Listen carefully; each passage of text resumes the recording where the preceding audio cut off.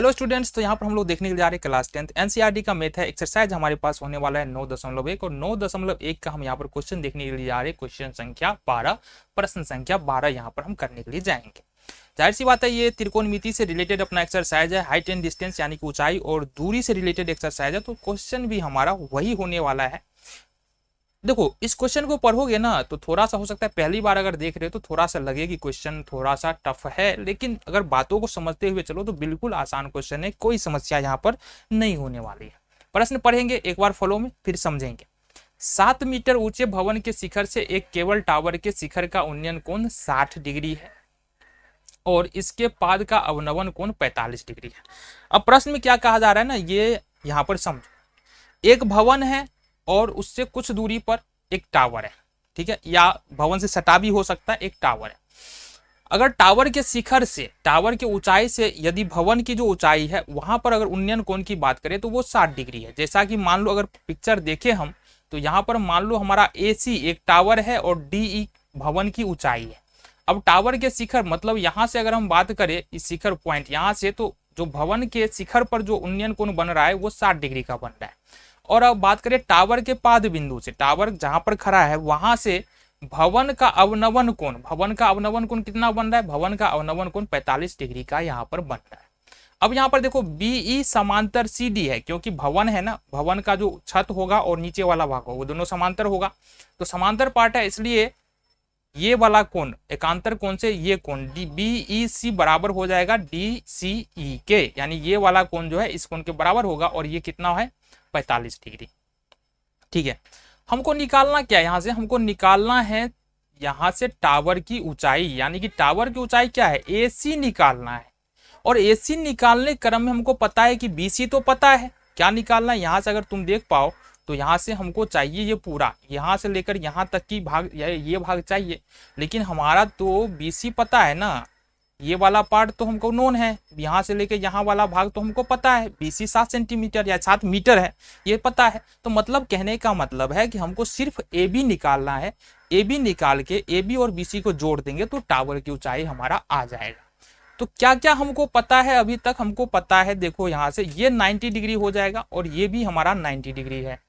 तो यहां से हमको पता करने की बात करें ना, इस त्रिभुज में अगर हम बात करें त्रिभुज CECD में हमको ये 90 डिग्री है और DE की लंबाई 7 मीटर है। हमको चाहिए अगर AB निकालना है तो हमको या तो AE पता होगा या BE पता होना चाहिए, दोनों में से कुछ भी पता नहीं। क्वेश्चन तो फंस गया।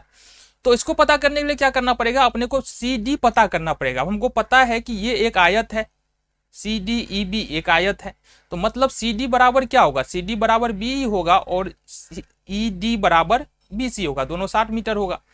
ठीक है, तो यहां से अपने को या तो CD निकालो तो तुमको BE यहां से निकल जाएगा। तो सबसे पहले BE निकालो, फिर समकोण त्रिभुज ABE में जाओ, फिर वहां से AB निकालो, अपना मामला यहां से बन जाएगा। तो सबसे पहला काम क्या करेंगे? समकोण त्रिभुज किसमें? ECD में, ECD में। यहां से अपने को लगाना है 10 ECD, 10 ECD। ये हो जाएगा अपना बराबर सामने वाली भुजा लंब, यानी कि ED ले लेंगे, यानी हम फॉर्मूला लिख ली, लंब बट्टा कितना हो जाएगा? आधार। और लंब यहां पर देखेंगे तो लंब है क्या हमारा? ED है और आधार है यहां से हमारा CD। 10 ECD कितना है? 45 डिग्री है, तो यहाँ लिखेंगे 10 45 डिग्री इजकल टू ED का मान 7 है। देखो यहाँ से ED का मान कितना है? 7 है, तो 7 हो गया, और CD का मान हमारे पास नहीं पता है तो CD यहाँ से हमने रख दिया। अब यहाँ से अगर बात करें, थोड़ा इसको ऊपर किया जाए, देखो गौर से, अगर यहाँ से अब बात किया जाए तो 1045 का मान कितना होता है? 1045 का मान होता है 1, यानी 1 होता है, बराबर में 7 बट्टे में CD।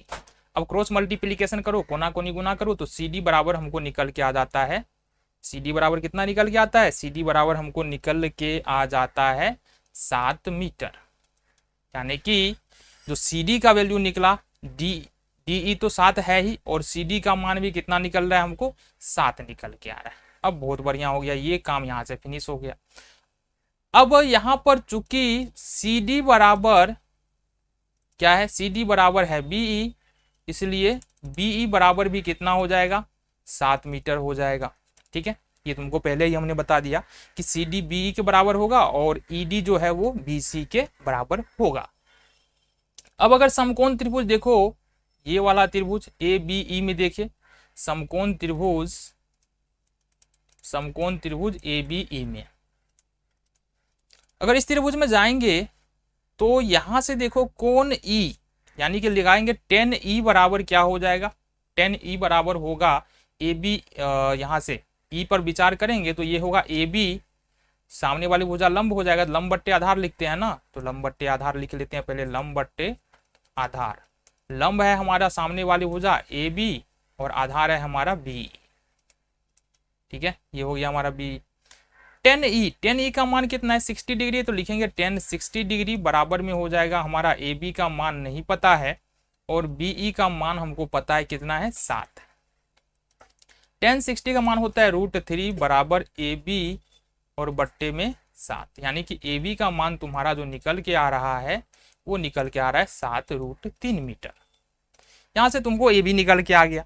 अब हमको चाहिए टावर की ऊंचाई, तो टावर की ऊंचाई क्या हो जाएगी, इसलिए टावर की ऊंचाई ये तुम्हारा हो जाएगा क्या, A B plus B C, A B plus में बी सी। ए बी का मान तुमने अभी अभी निकाला है 7√3 और बी सी का मान पहले से दिया है 7, इसको अगर जोड़ लेते हैं तो 7 कॉमन आएगा और √3 + 1 निकल के आ जाएगा और यही तुम्हारा टावर की ऊंचाई है, 7 × √3 + 1। तो ये क्वेश्चन यहीं पर फिनिश होता है। अगले क्वेश्चन को देख लेते हैं।